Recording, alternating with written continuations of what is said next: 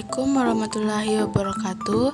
Di sini saya akan menjelaskan tentang organel sel. Tapi sebelum kita masuk ke organel sel, kita harus pahami dulu apa itu sel. Sel adalah unit terkecil yang menyusun tubuh makhluk hidup dan merupakan tempat berlangsungnya fungsi kehidupan. Sel juga merupakan unit struktural dan fungsional dasar organisme, sama seperti atom dalam struktur kimia.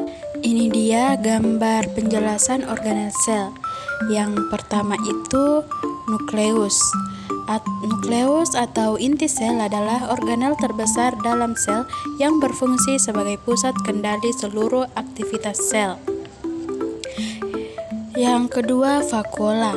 Vakuola merupakan organel sel yang berisi cairan dan dikelilingi oleh membran tunggal yang disebut tonoplas.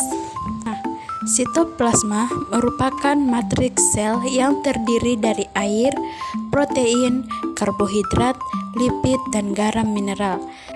Berikutnya ada nukleus. Nukleus bukan organel yang memiliki membran melainkan kumpulan RNA ribosom dan protein. Nukleus merupakan tempat sintesis rRNA dan perakita subunit ribosom. Ini ada juga membran sel.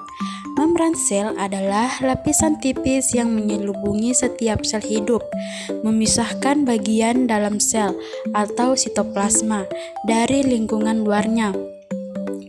Keenam itu retikulum endoplasma atau biasa disebut juga dengan RE, adalah organel sel yang berbentuk jaringan membran yang saling berhubungan membentuk labirin kompleks di dalam.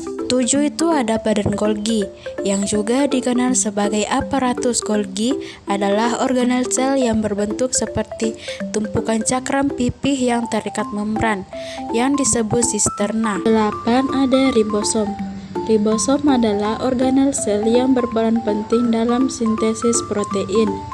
9 ada mitokondria. Mitokondria adalah organel sel yang sering disebut sebagai pembangkit tenaga sel karena perannya yang penting dalam menghasilkan energi. 10 lisosom. Lisosom adalah organel sel yang berfungsi sebagai daur ulang atau pembuangan sampah sel. Nah, itulah tadi video tentang organel sel. Sekian dari saya. Wassalamualaikum warahmatullahi wabarakatuh.